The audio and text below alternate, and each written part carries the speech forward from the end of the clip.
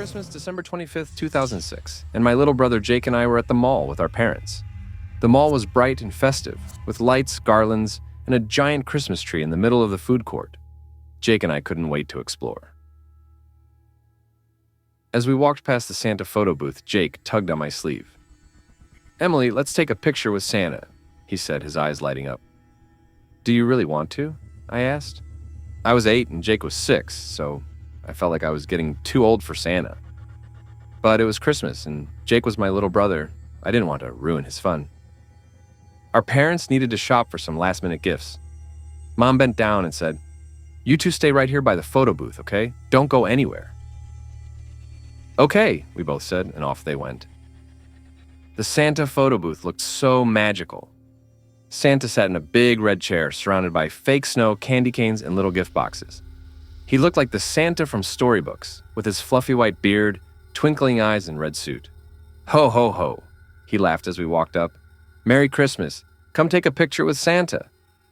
Jake climbed onto his lap first, laughing. I followed, feeling a little shy. The woman taking photos said, "Say cheese," and we smiled for the camera. After the first photo, Santa tilted his head. "Oh no," he said, chuckling. "I blinked in that one. Let's take another. And another." It felt like we took 100 pictures, but finally Santa stopped. As we were about to leave, Santa leaned in close to us. His voice wasn't loud and cheerful anymore. It was soft and serious. "Hey kids," he said, "I have something special for you." Jake's eyes widened. "What is it?" Santa smiled.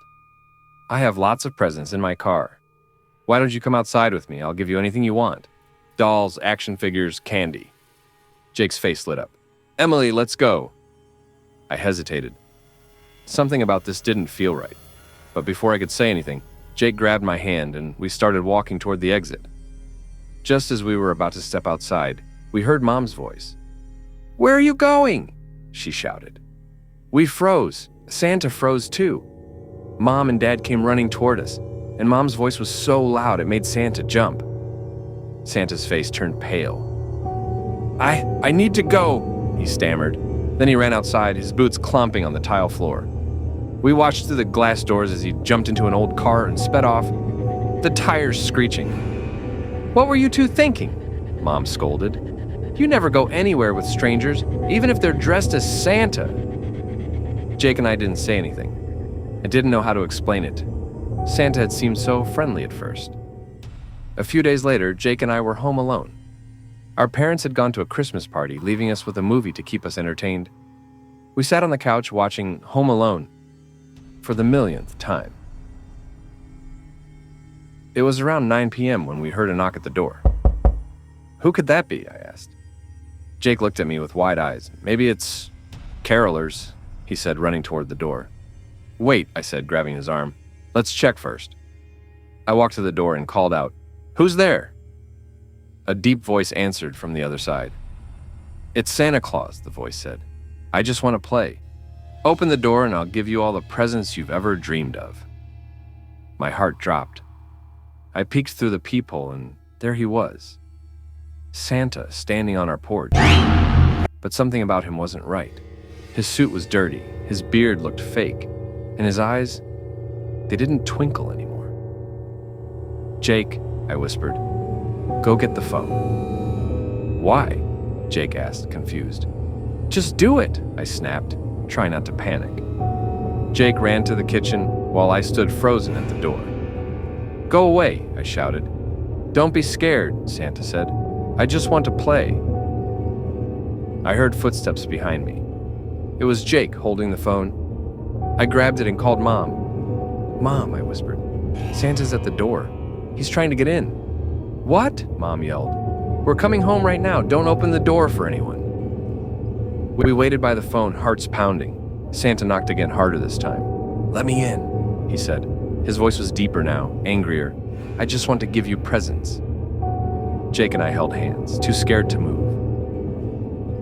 After what felt like forever, we heard the sound of our parents' car pulling into the driveway.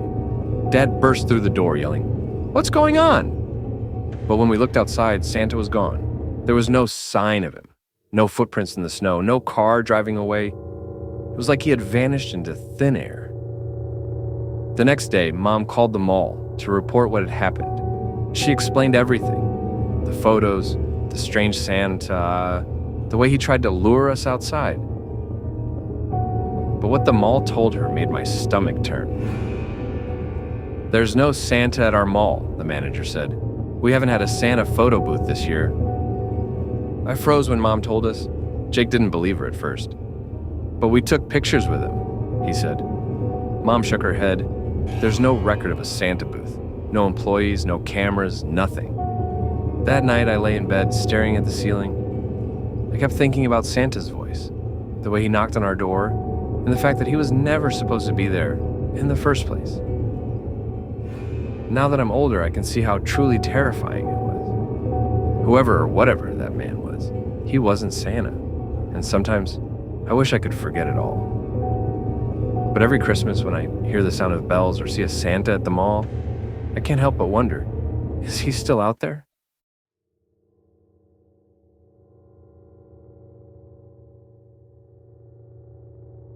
It was the time of year when everything should have been magical. The Christmas lights twinkling, the tree all decorated, the smell of gingerbread cookies baking in the oven. But for me, things were different. It all started with the elf on the shelf. Luke, my little brother, was the one who believed in the elf the most. Every morning, he'd wake up early and run to the living room to see where the elf had moved. It was always me who moved the elf, carefully placing it in a new spot every night. I did it to keep the magic alive for him, even though I was too old to believe in it myself. I loved Christmas, don't get me wrong, but the elf, well, it was a little silly to me. Still, I played along, just for Luke. But one night, something happened that made me question everything. It was late and Luke was already asleep. I crept downstairs, ready to move the elf like I did every night. But when I went to the shelf, the elf wasn't there. I froze. It wasn't on the bookshelf where I had left it that morning. I looked around, my heart beginning to race. I couldn't understand. Maybe I had moved it without remembering, but no, there was no way I'd put it anywhere else. Then I saw it.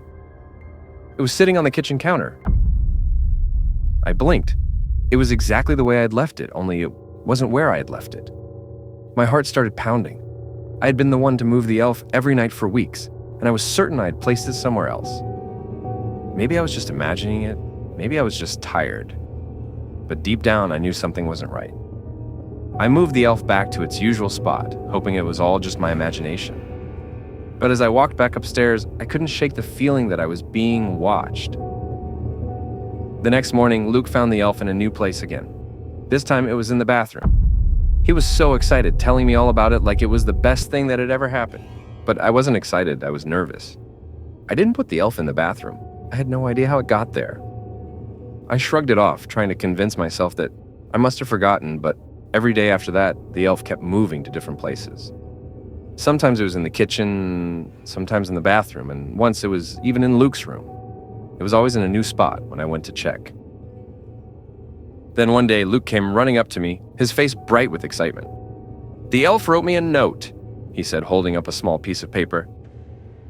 I took the note from him, my hands trembling. It read, "Hello, I'm the elf on the shelf. You probably don't know who I am, but I always hide somewhere else. I'm definitely real. Do not judge me." Luke was thrilled, thinking it was just part of the magic. But when I read those words, I felt a chill run down my spine. Something about it felt wrong. I tried to ignore it, thinking it was just a part of the Christmas fun, but that night when I went to bed, I heard something. It started as a soft scratching sound, like something was being dragged across the floor. At first, I thought it was just the house settling, but then it came again. Louder this time, closer. It sounded like something was moving around in the dark, and I felt my heart race. My eyes darted around the room, but there was nothing there. Still, the sound continued, scraping against the walls and floor. I pulled the covers over my head, trying to convince myself it was just my imagination. But the noise didn't stop. It went on for what felt like hours, keeping me awake in terror. The next night, I decided I wasn't going to let this go on any longer. I had to know what was happening. I had to see it for myself. I couldn't sleep. My mind raced with thoughts of the elf, the note, the strange noises. So at midnight, when the house was still and dark, I slipped out of bed. I was going to check on the elf. I needed to know if it was moving on its own or if someone else was involved. I crept quietly down the hall, the floorboards creaking under my feet. My bathroom was at the end of the hallway, and it was a long, eerie walk to get there in the dead of night. But I had to know. I had to see what was happening. When I passed the living room, something caught my eye. I stopped dead in my tracks. There, standing in the living room, was a man. He was bent over the shelf, his hands gently placing the elf in a new spot. My breath caught in my throat. I didn't know who he was or why he was there, but my body froze in fear. He didn't hear me at first. I wanted to scream, but my voice wouldn't come. I couldn't move, couldn't think, couldn't breathe. Finally, the man straightened up, holding the elf in his hands, and as he turned to leave, I screamed. The man dropped the elf and ran out the door, disappearing into the night. I stood there, shaking, my mind reeling. I didn't know what to do. I was too scared to move, too scared to even breathe. As I stood there in the cold silence, I noticed something else. The man had left a note behind. It was crumpled up and lying on the floor, just next to the elf. My hands trembled as I picked it up and unfolded it. The note read, "I'm the elf. I'm hiding everywhere, and no one knows." My heart dropped. This wasn't just some prank. This wasn't part of the magic. Whoever this man was, he was living in my house, watching us, moving the elf, leaving notes, but how? Why? I ran to my parents' room, waking them up in a panic. They didn't believe me at first. They thought I was just imagining things, that I was tired, that it was just a bad dream. But when I showed them the note, they grew serious. They called the police. The police came and searched the house, but they didn't find anything. They didn't find the man, and they couldn't figure out who he was. They asked the neighbors, but no one had seen anyone unusual around the house. No one knew who the man was, or why he'd been in our house. Even after the police left, the fear didn't go away. I couldn't stop thinking about that man, about the elf, about the note. Every night I still hear the strange noises, the scratching, the sound of something moving in the dark. I don't know who he was or why he did it. But one thing is certain, he's still out there. And every time I look at the elf on the shelf, I wonder if he's still watching me, hiding in the shadows, waiting for the next move. No one knows the truth. No one knows what really happened that Christmas. But I do, and it's something I'll never forget.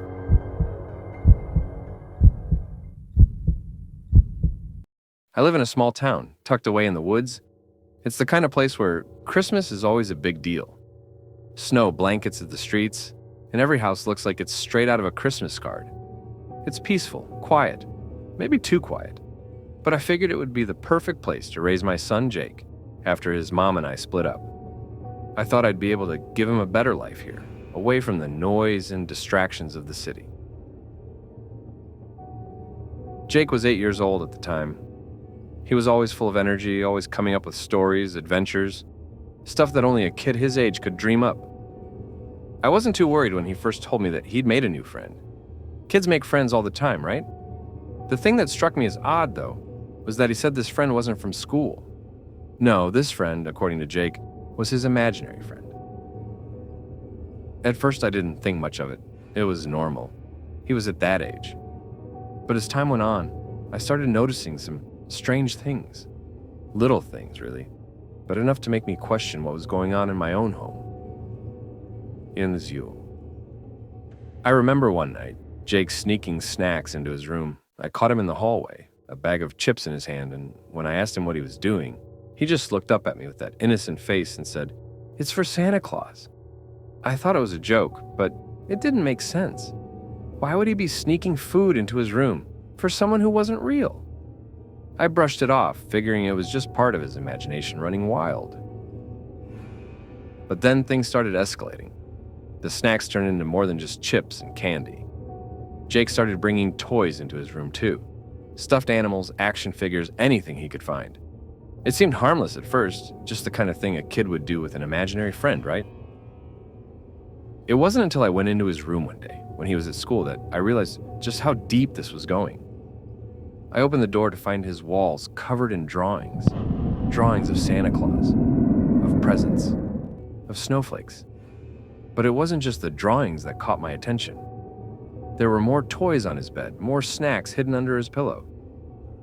And then I saw something that made my heart drop. A note.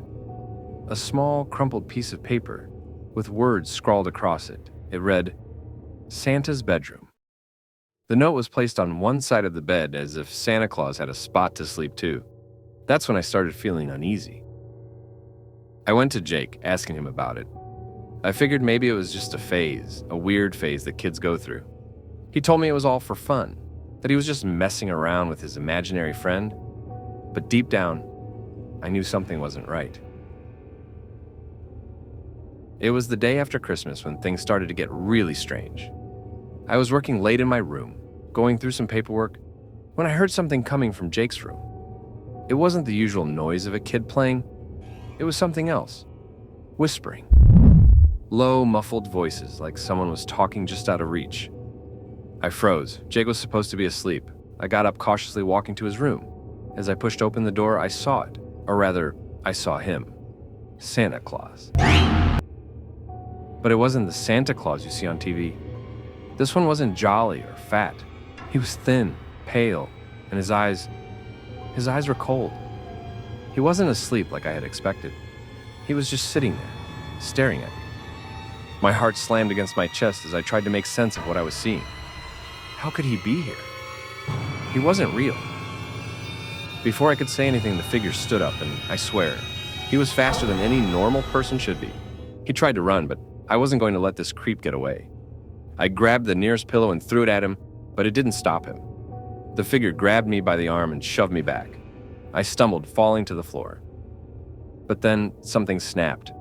Something inside me took over, and I got back up. I wasn't going to let this thing hurt my son. I rushed at him, but the figure swung his arm and caught me square in the face. Pain shot through my skull as I staggered back, disoriented.